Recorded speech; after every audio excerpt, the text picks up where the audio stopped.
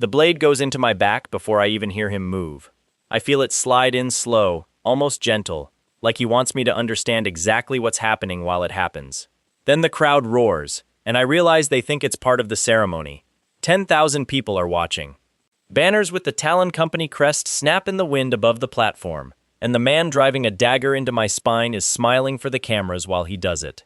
"Hold still," Aldous whispers, close enough that only I can hear him. "It'll look better if you don't struggle."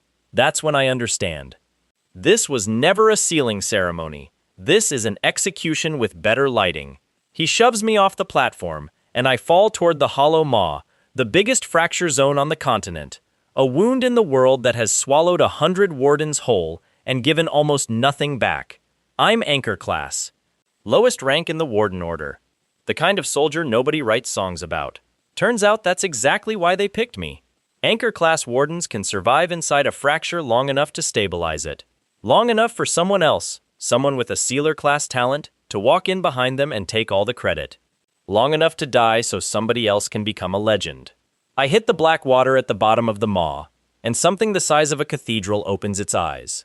Let's call it a Bone Crown Reaver, because that's the only name I know for the thing about to kill me. Its jaw alone is bigger than the platform I just fell off of. Its first move is to swallow my left arm to the elbow. Above the water, I can still hear the ceremony going on without me. Trumpets. Applause. Somewhere in that noise, Aldous is probably lifting his arms to the crowd like a man who just performed a miracle instead of a murder. Here's the part where I'm supposed to scream and die quietly so the story stays clean. I don't get the memo. I drive my only remaining weapon straight up through the roof of its mouth, and I feel something in me answer that isn't mine. A pull. A hunger. Like my body just found a second stomach it didn't know it had. The Reaver goes still. Then, impossibly, some part of it pours into me instead of the other way around. Power. Instinct. A talent that isn't Anchor Class at all. I don't get long to enjoy it. My arm is gone below the elbow, my ribs are cracked in at least 3 places, and I'm bleeding out in the dark at the bottom of a fracture zone that has eaten better wardens than me. Somewhere above the water, Aldous Kade is already telling the crowd how bravely I volunteered. That should be the end of it. It isn't. The last thing I do before the dark closes all the way in is laugh. It comes out wet and ugly, but it's a laugh, because I finally understand the joke the entire Warden Order has been making at my expense since the day I signed the contract. Anchors aren't soldiers. We're furniture with a pulse.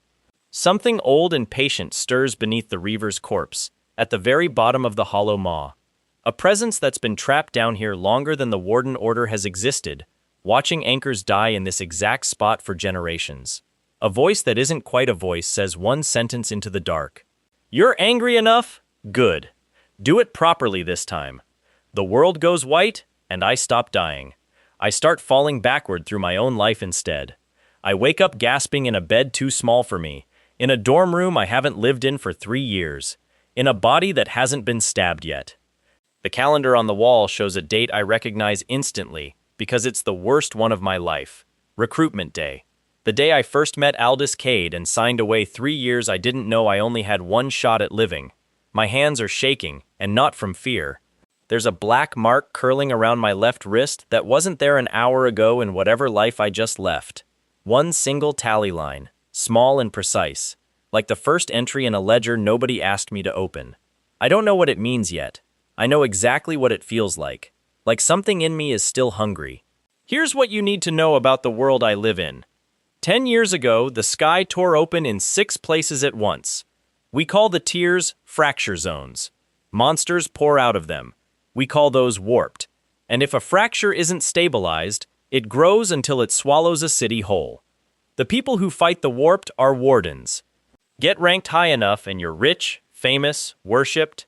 Get ranked Anchor Class, like me, and you're the guy standing at the front of the line so the good talents never have to. Anchors soak up fracture pressure with their own bodies, so higher-ranked wardens can work safely behind them. Necessary. Also, as I just found out at the bottom of the Hollow Maw, extremely disposable. I have one sister, Marin. 14 years old, sharp as broken glass, the entire reason I signed the Warden contract in the first place. In the life I just lost, I came home in a box with a state funeral and a captain's tearful speech. Not again. I get out of bed, cross to the cracked mirror over the sink, and stare at a face 3 years younger than the one that just died. Same tired eyes, same stubborn jaw Marin swears I inherited from nobody, since neither of our parents had it. I flip through the registry logs pinned by the door out of pure disbelief, and every date matches. Recruitment day. 3 years, almost to the hour, before a dagger finds my spine on a platform over the Hollow Maw. The mark on my wrist pulses once, warm, when I think about the Reaver, and that's when I understand what the voice in the Hollow Maw actually gave me. I don't waste the morning being amazed. I run straight across the district to the tenement where Marin still lives with our aunt, and I stand outside the door for a full minute before I knock, because I genuinely don't trust myself not to fall apart the second I see her face. She answers in her school uniform, hair a mess, complaining before she even registers who's standing there. You're not supposed to visit until after enrollment, they said. Family isn't allowed near the... She stops, frowns. Why do you look like you saw a ghost? Long night, I tell her, and pull her into a hug she clearly wasn't expecting, tight enough that she laughs and shoves at my shoulder to get free. Weirdo, she mutters, but she's smiling when she says it. I walk away from that door with one thought burned into me clearer than anything else from either life. Whatever the Hollow Maw did to me, whatever it's going to cost, it bought me this. One more chance to be the brother who comes home. I'm not wasting it. I test it that same night, in an alley 2 streets from the recruitment hall, on a warped rat thing barely bigger than a dog. Low-tier fracture leak, the kind city patrols usually handle before breakfast. I kill it clean. 1 strike. The mark on my wrist burns like a brand, and for half a second, I feel the creature's entire nature pour into my chest. Its speed, its instinct for finding gaps in a fight. A talent, stolen whole. The same way the Reaver's power came to me while I was dying. I can take a life's talent by taking its life. That part is exhilarating. Here's the part that isn't. A memory goes out of me like a candle getting pinched. Small at first, I lose the sound of my mother's voice.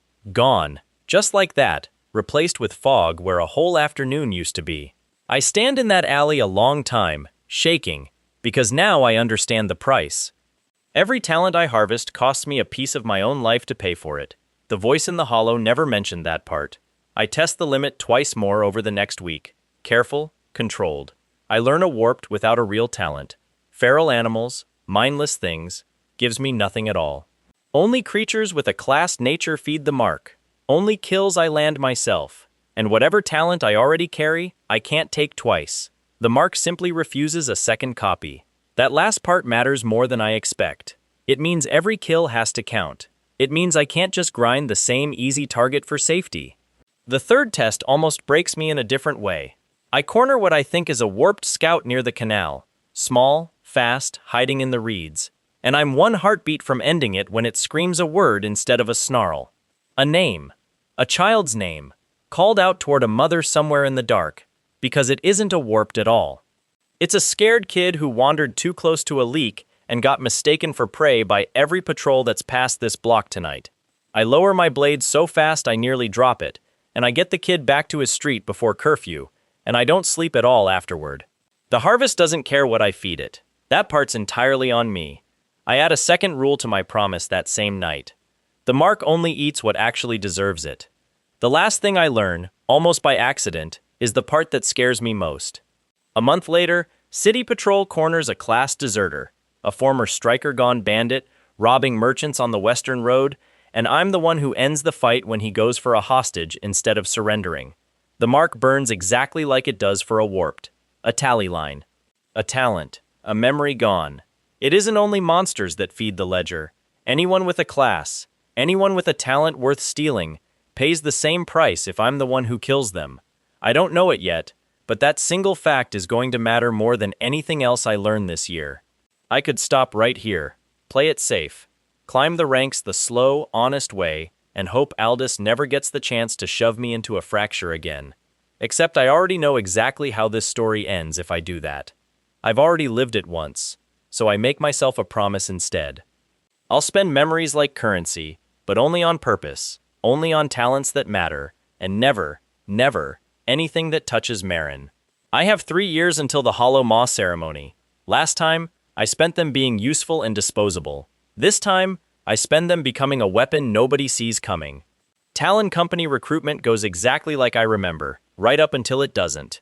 Aldous Kade stands at the front of the hall, golden-haired, effortlessly likable, already being called the youngest Sealer-class talent in a generation. Last time, I thought he was the best thing that ever happened to my career. This time, I already know what his smile costs. He looks straight at me during the assignment call, the same way he did before, and picks me for his squad without a second's hesitation. Anchor class, he says, reading my file aloud. We need one of those. Good instincts, low ambition. Perfect fit. Low ambition, right? Last time those words made me proud to be chosen. This time I catch the way his eyes linger half a second too long on the word anchor, like he's already filing away exactly how useful that classification is going to be someday.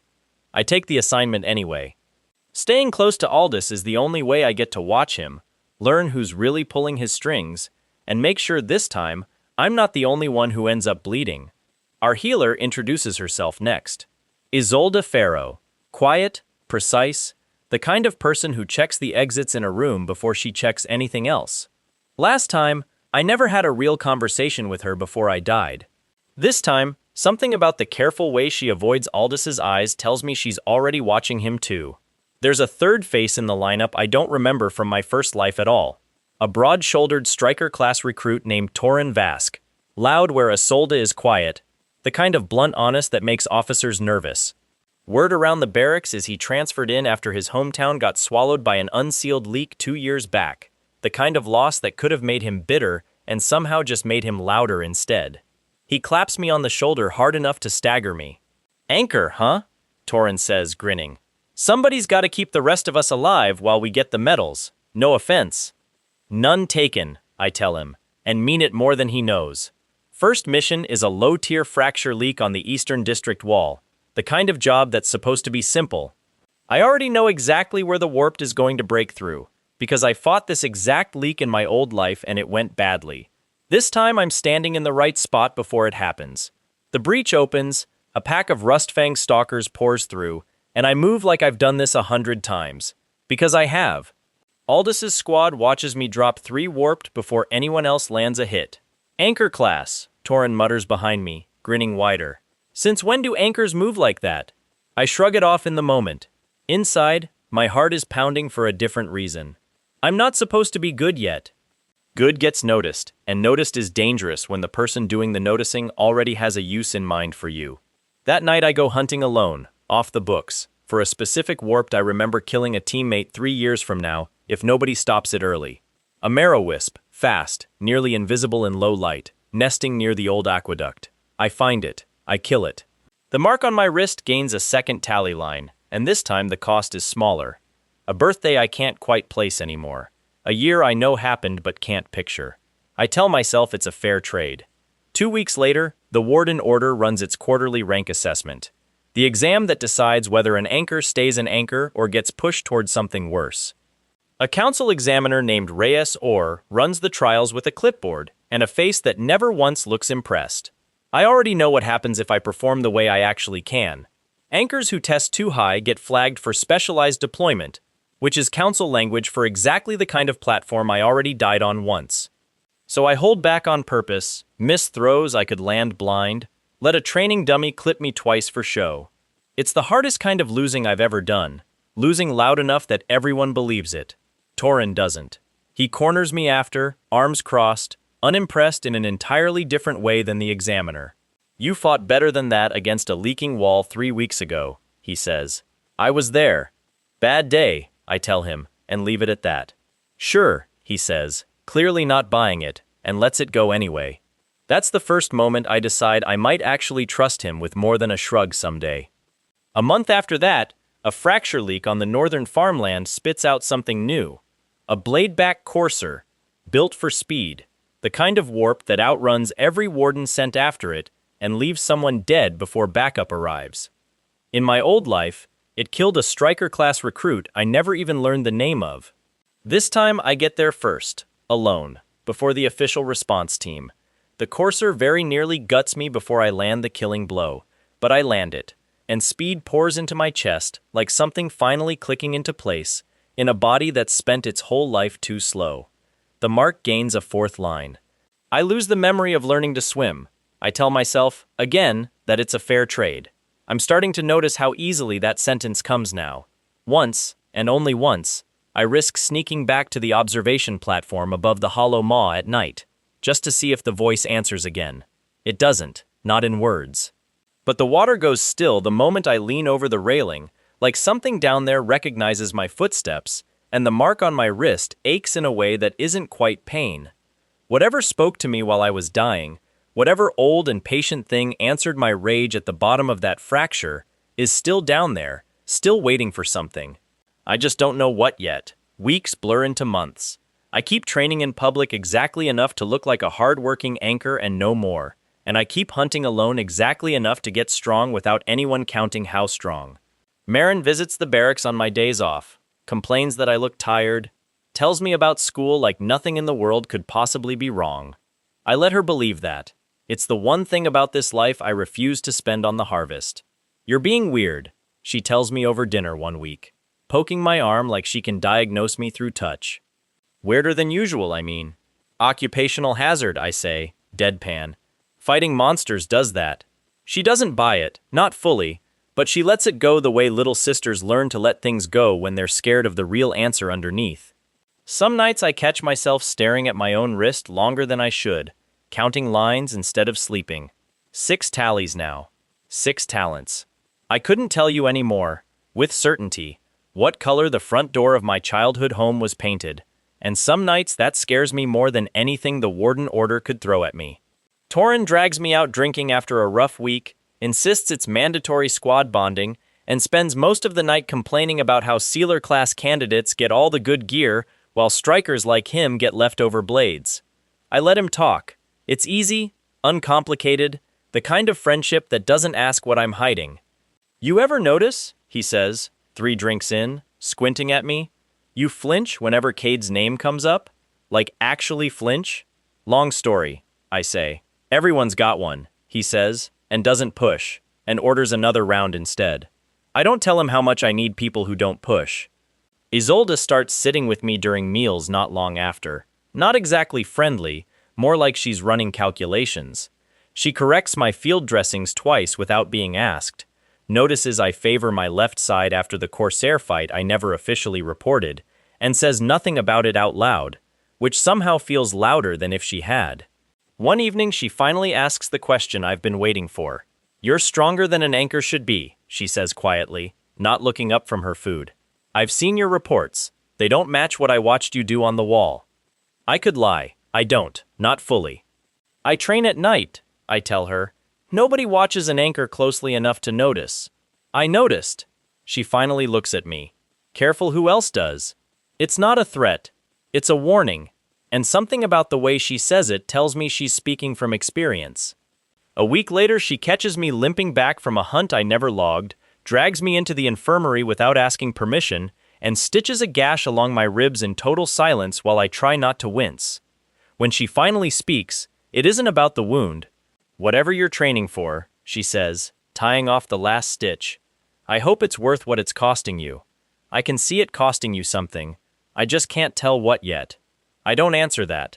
I'm not ready to, and some part of her seems to already know it, because she doesn't push. Torin becomes the one bright spot I don't have to manage or hide anything from. He just likes fighting beside me. No questions, no calculations. And for a while, that's a relief I don't examine too closely. During a routine patrol gone wrong, a warped I don't recognize from either life gets past my guard and nearly takes my head off. Torin throws himself into its path without hesitating, takes a claw across the ribs meant for my throat, and spends 2 weeks in the infirmary because of it. "Don't you dare apologize," he tells me, wincing through a grin when I try. "That's what squads are for. Try to remember that before you go running off alone at night so much." I don't have a good answer for that either. I just make sure, quietly, that the next time something like that comes for either of us, I'm strong enough that it never gets the chance. A rival squad out of Ashfield Company starts needling Talon Company at every joint deployment. Their captain convinced Aldous's rising star means his own gets dimmer by comparison. During a shared response to a collapsed grain silo overrun with warped, their captain deliberately assigns my squad the worst breach, hoping to watch us struggle in front of council observers. We don't struggle. I clear my half of the breach 2 full minutes ahead of their squad, careful to make it look like teamwork instead of talent, and their captain's congratulations afterward come out thin and forced. Aldous notices the exchange, files it away with that same too warm smile, and I add one more reason to the pile of reasons I need to be ready before he decides what to do with what he's noticed. Aldous notices too, eventually, the way I always feared he would. He starts finding reasons to pair me with him on missions, watching me a little too closely when he thinks I'm not paying attention, smiling a little too warmly when he compliments my improvement. Last time, that smile meant he liked me. This time, I know exactly what it means when Aldous Kade decides you're useful. It means he's already picked your funeral date. He tests me directly once, 8 months out, pairing me alone with him against a mid-tier fracture leak with no backup scheduled. Just the two of us, he says, all warmth. Show me what you've got, Cole. I know exactly what he's doing. He wants to see how far the improvement actually goes when nobody else is watching to exaggerate the story afterward. So I give him half of what I have, timed just wrong enough to look like luck instead of skill, and let him land the finishing blow on the warped that matters. He claps me on the back afterward, satisfied, and I spend the whole walk home hating how easily I can still make him believe whatever keeps me alive longer. 6 months before the Hollow Maw ceremony, Isolde finds me alone in the infirmary after hours, and the calculation in her eyes has turned into something closer to fear. I need you to know something, she says, locking the door behind her. I report to the Warden Council, not by choice. My stomach drops. Every conversation we've had replays in my head at once, every detail she could have passed along without meaning to hurt me. My brother, she continues, voice tight. He's sick. The kind of sick only council-funded treatment can fix. They made it very clear what happens to his care if I stop sending them information about Talon Company. I want to be angry. I find I can't be. Not really. Not when I know exactly what it feels like to have someone you love used as the reason you make a terrible choice. What have you told them about me? I ask. Everything I noticed. She meets my eyes, which means they already know you're stronger than an anchor should be. And Marshal Vale doesn't like variables he can't explain. Warden Marshal Ossian Vale. I know the name from the old timeline, the man who gave Aldous his medal, who stood at the podium the day I died, and called my sacrifice necessary for the greater good. I never once wondered, in my first life, why a council this powerful needed an anchor-class corpse at the bottom of the Hollow Maw so badly. I wonder now. Isolde pulls a folder from beneath a floorboard she's clearly used before, hands shaking slightly. Records. Dozens of them. Anchor-class wardens across a decade, all assigned to major fracture sealings, all listed afterward as heroic losses. Every single ceremony run by a council-approved sealer candidate. Every single anchor conveniently unavailable to explain what actually happened inside. Anchor-class recruitment spiked every single time this happened. Isolde adds, tapping a column of numbers I hadn't noticed. Right after a sealing, the council always pushes a fresh wave of low-rank recruitment drives. Like they're restocking something. Restocking. The word sits in my chest like a stone. This isn't Aldous acting alone, Isolde whispers. This is a pattern. The council has been harvesting something from these sealings for years, and anchor deaths are the cost of doing it quietly. The word harvesting lands wrong in my chest, familiar in a way that makes my skin crawl. I think about the voice in the Hollow Maw. I think about the mark-counting talents on my wrist. For the first time, I wonder if what happened to me at the bottom of that fracture wasn't an accident the council doesn't know about. I wonder if it's something they've been trying to cause on purpose. I don't just take her word for it. Over the next 2 nights, I dig through the Order's public archive myself, cross-checking names against sealing rosters going back a decade.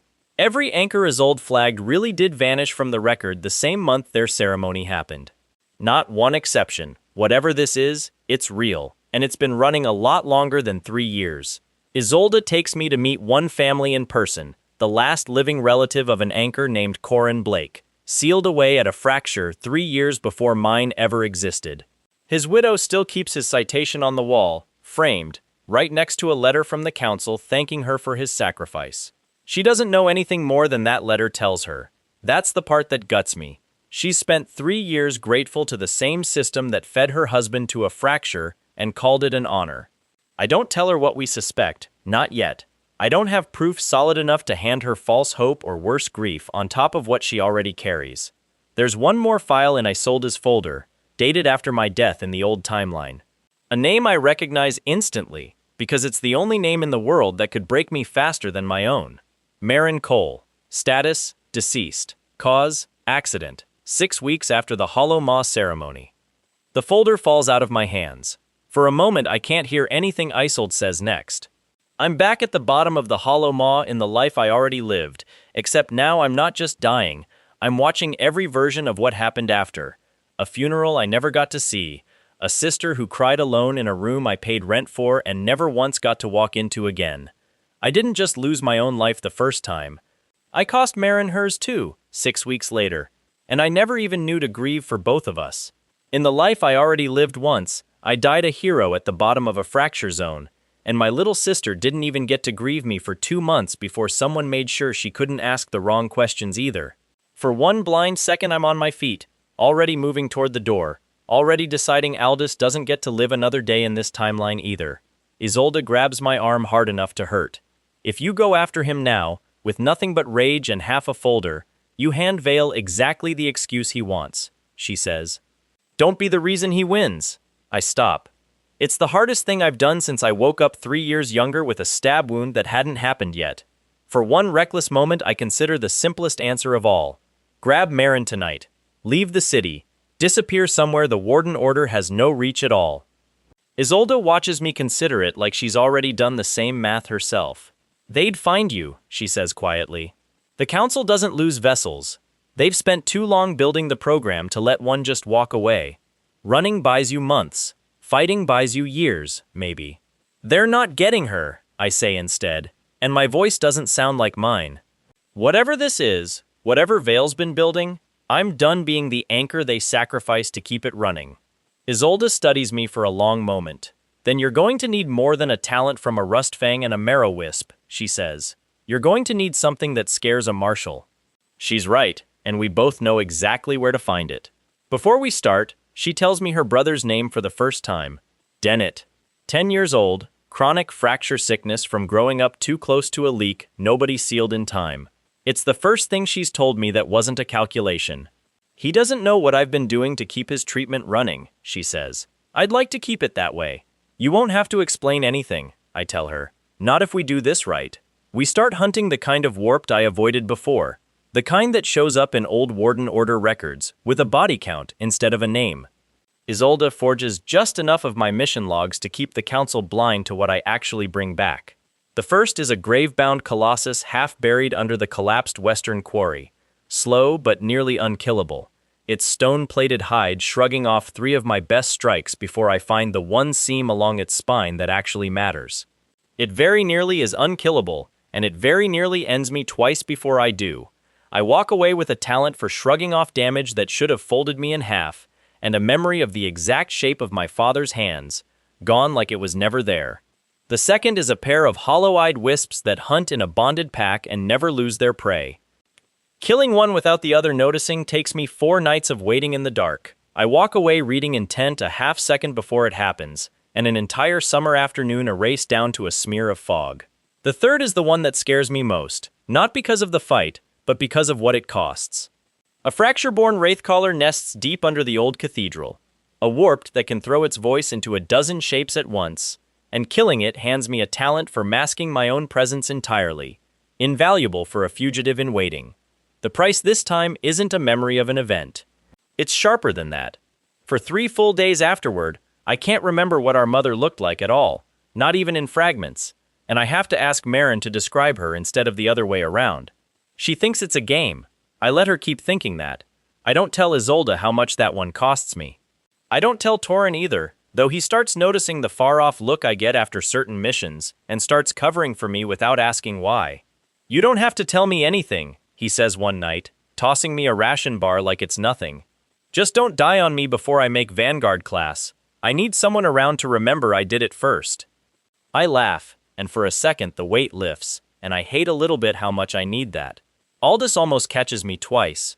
Once, coming back from a fracture leak 3 districts outside my patrol zone, blood on my sleeve I can't explain away as training.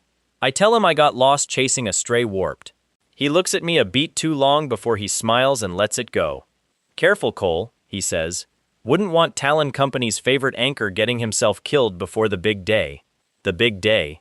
He's talking about the Hollow Maw ceremony like it's already decided, like my death is already circled on his calendar the way it was the first time. Marin notices something's different about me too, though hers is a gentler kind of worry. She catches my hand one visit, turns my wrist over before I can stop her, frowns at the black marks she can't explain. "What is this?" she asks. "You didn't have this before." "Training scar," I lie, and hate myself for it. "It's growing," she says quietly, tracing one of the newer lines. "I've counted. There were 3, last time I looked. Now there's 6. I don't have an answer that isn't a lie, so I just squeeze her hand instead. "Some jobs leave more marks than others," I tell her. "I promise you're the one thing I'm not willing to lose count of." She doesn't believe me, not fully, but she lets it go the way little sisters learn to let things go when they're scared of the real answer. I hold on to that moment on purpose, refuse to let the harvest anywhere near it. Some things aren't for sale. A few weeks before the announcement, Marin tells me over dinner that she's been accepted into a design program across the city, the kind of opportunity our family never had money for before I started sending home a warden's wage. Her whole face lights up describing it, blueprints and fabric samples and a future that has nothing to do with fractures or wardens at all. "You'll actually come to my first show, right?" she asks. "Not just promise and then get sent on some mission." "Wouldn't miss it," I tell her, and mean it with everything I have left to mean things with. The council announces the Hollow Maw sealing date 3 weeks out, and Aldous Kade is named lead candidate for sealer certification, exactly like before. Same ceremony, same platform, same crowd of 10,000 people who are about to watch him become a legend. This time I already know how he plans to get there. Isolde and I spend those 3 weeks preparing for a fight nobody else knows is coming. She teaches me which council officials will be watching closest, which parts of the ceremony leave the platform exposed, where the exits are if everything goes wrong. "If you kill him in front of that crowd," she warns me the night before, "Vale will call it murder no matter what proof we hand him. Then I'll make sure the proof talks louder than he does," I tell her. Torin finds us going over the plans that same night, uninvited, arms crossed. "You weren't going to tell me," he says. It's not a question. I don't insult him with a denial. I tell him enough, not everything, never everything, and he takes it better than I expect, jaw tight, hand already on the hilt of his blade. "Whatever happens on that platform," he says, "you're not doing it alone. That's not a request." "You could lose everything backing me on this," I tell him. "Rank, career, maybe worse." "Could?" He shrugs, like it costs him nothing to say. "Rather lose all that, than find out later I let my friend die twice and did nothing the second time either. I don't have anything to say back to that, so I don't try. Some debts you just carry. Neither of us sleeps much that night. Somewhere across the barracks, Marin is asleep in a room I paid for with a talent I don't remember stealing, and I lie awake wondering how many more pieces of myself I'm willing to lose before this is over. Around midnight, I catch myself standing at the window, watching the district lights, running through every version of tomorrow that ends with Marin safe and Aldous exposed. None of them feel guaranteed. All of them still feel better than the version where I do nothing and let history repeat itself exactly the way it already tried to once. The answer, when the sun comes up, turns out to be all of them. The Hollow Maw ceremony starts exactly the way it did in my first life. Banners, crowds, a platform built over the biggest wound in the world, and Aldous Kade standing at its center looking every inch the hero the council wants him to be. The only difference is I'm not standing where he expects me to be standing. He calls my name for the ritual anyway, same script, same public smile.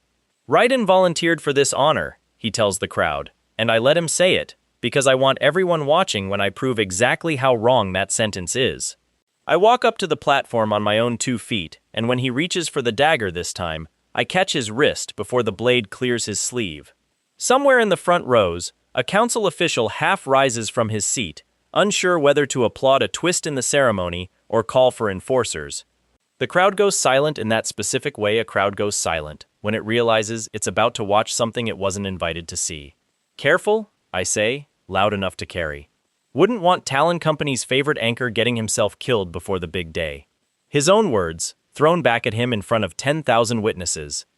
His smile finally cracks. That's when the Hollow Maw answers, right on cue. the same way it did the first time I died here. The water at the platform's edge boils, and the same bone-crowned reaver that swallowed my arm in another life claws its way up into the light. Except this time I'm not falling toward it defenseless. I go in already carrying everything I've spent 3 years and half my memories collecting. Speed from a bladeback courser, endurance from a colossus, intent reading from a wisp that never lost its prey. I move faster than an anchor-class warden has any right to move, and the crowd that came to watch a sacrifice watches a massacre instead. Not mine. Torin is at my flank before I even ask, driving the Reaver's attention wide while I close the distance, shouting something that might be my name or might just be pure adrenaline. The Reaver's tail catches him mid-step and throws him 20 feet into the platform railing, and for one heartbeat my whole plan nearly dies with him. He gets back up laughing, blood on his teeth, waving me off. "Don't you dare stop on my account," he shouts. "Finish it."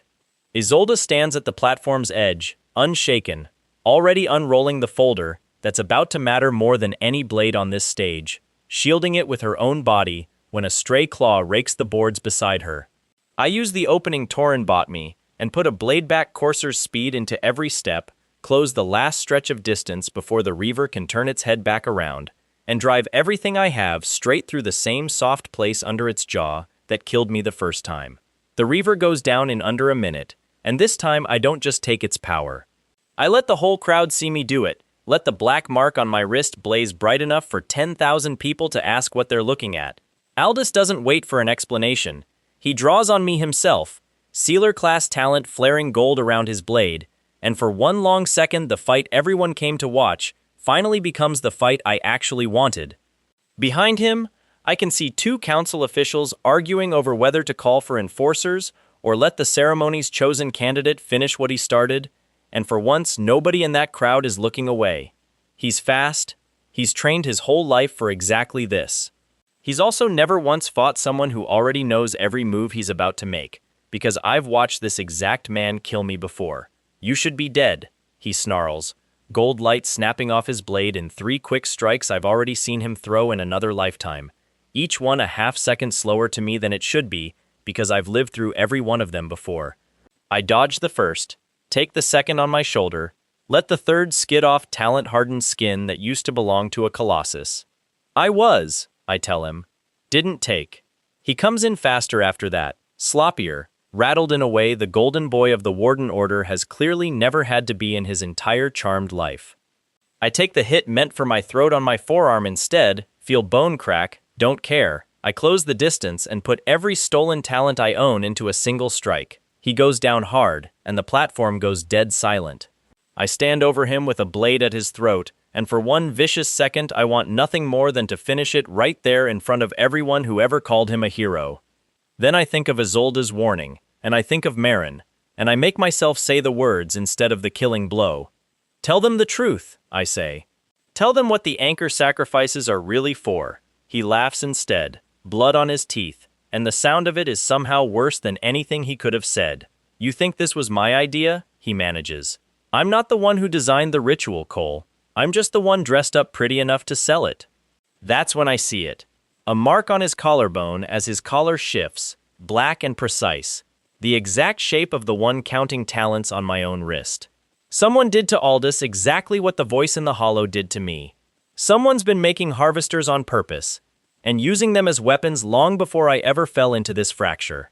I don't get time to ask him who, because that's the moment I finish it, and his talent pours into me along with an answer I didn't want and a memory I can't afford to lose.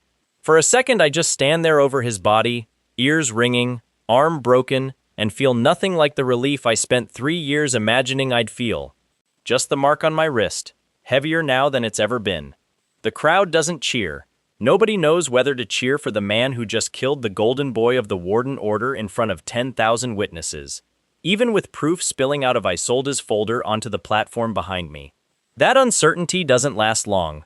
A junior council official near the front row scrambles to his feet, shouting for enforcers, for order, for someone to explain what just happened to a candidate who was supposed to be crowned a sealer within the hour. Isolde cuts straight through his panic, voice raised loud enough to carry across the whole amphitheater, reading names and dates straight out of the folder for every witness in the crowd to hear.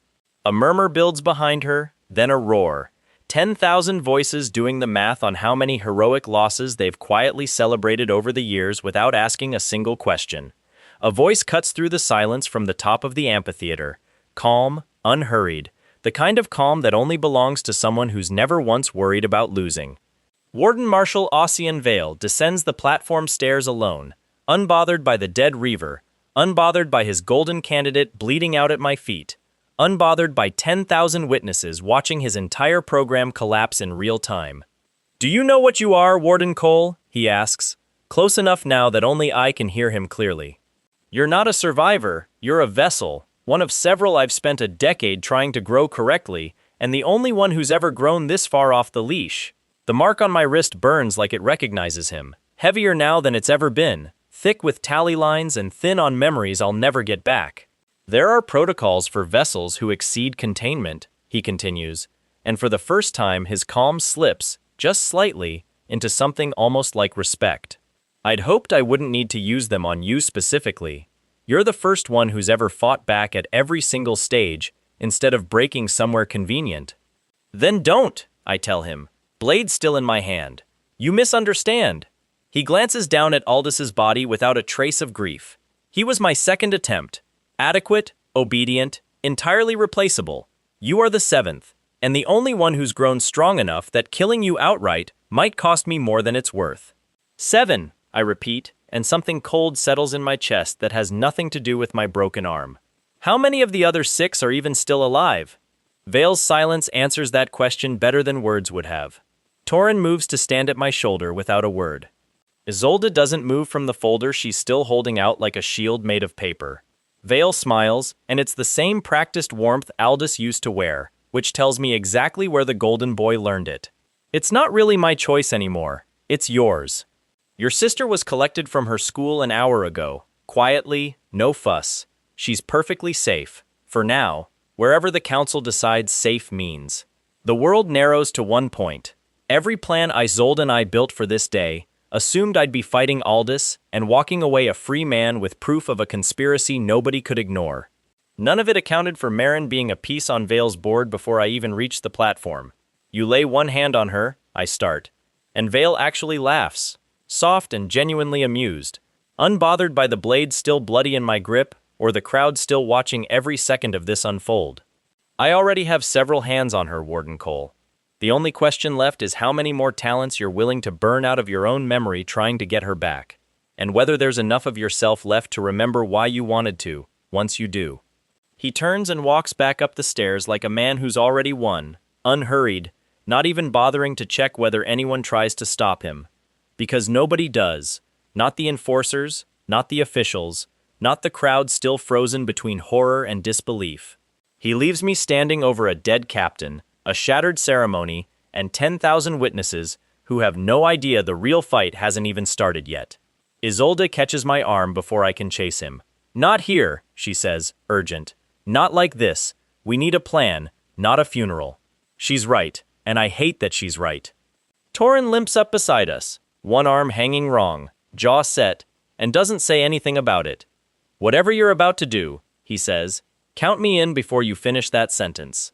Council enforcers are already moving through the crowd, unsure whether to arrest me or protect me from 10,000 people who don't know which one I am either.